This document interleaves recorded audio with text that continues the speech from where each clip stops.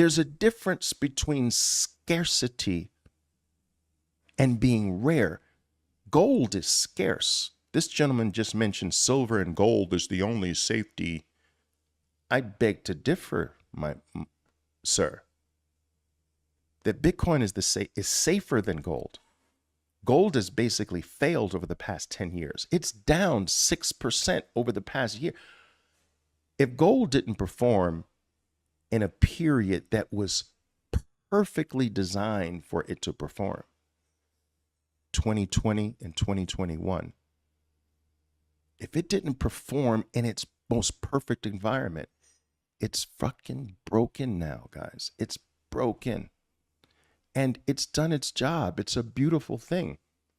It lasted 4,000 years. It's just analog. It's old. It's like carrying around the brick. Remember the brick, the first cell phone? The thing was freaking like half a building. Remember that? Remember the movie, The Wall Street?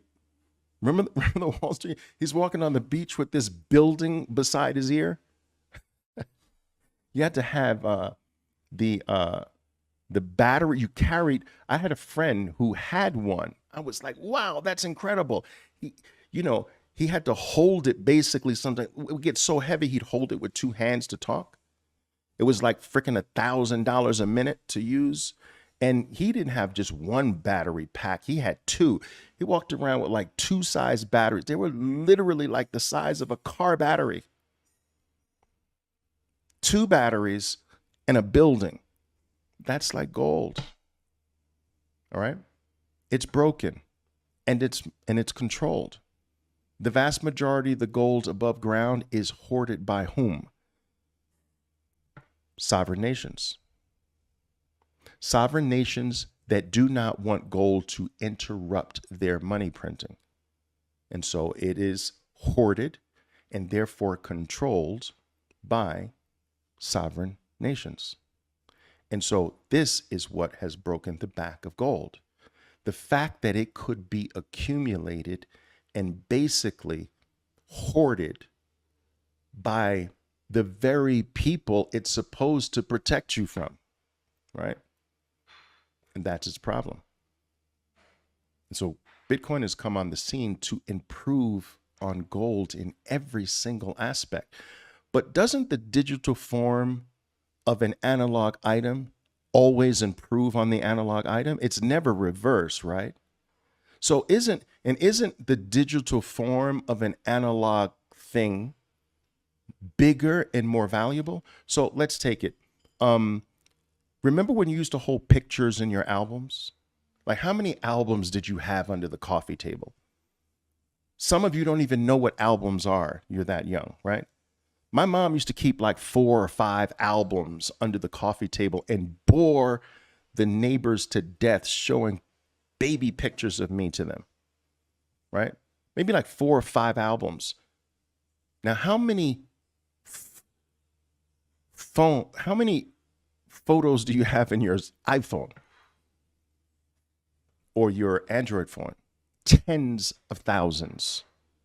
The digital form is more and bigger. All right.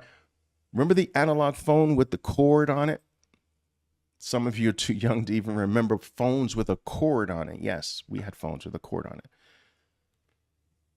You had the dial. Remember the ones you dial? Well, you can get one of those phones today for like $37. What's the digital version of that phone? An iPhone? What's the price difference, right? What's the value proposition? This one phone is a fax machine, it's a camera, it's a communication device. It's 150 things. It's more valuable than the analog version, and it's worth more than the analog version. Your photos are bigger in number and you have more of them. Digital music can be given to 8 billion people today, but you can't give a cassette or a CD to 8 billion people, right? So what's the value of Netflix today versus Blockbuster? The digital version is always exponentially bigger and exponentially more valuable. So if Bitcoin's the digital version of gold, then in every digital replacement is exponentially bigger and more valuable, then where is the price of Bitcoin going? So Bitcoin's just under $1 trillion. Gold is, let's call it $10 trillion. Where is the digital version going? If every digital form goes bigger than the analog version, it's going past 10 million. It's not going to 10 million. You see, the iPhone didn't go to the analog phone. Netflix didn't go to the value of Blockbuster and stop. The digital version exponentially surpasses it. So what's exponentially past the value of gold? A number way past 10 million. And that's what we're banking on today, guys. We're banking on the fact that the digital version of a thing becomes exponentially bigger and more valuable. And that's the play. That's the lifelong play.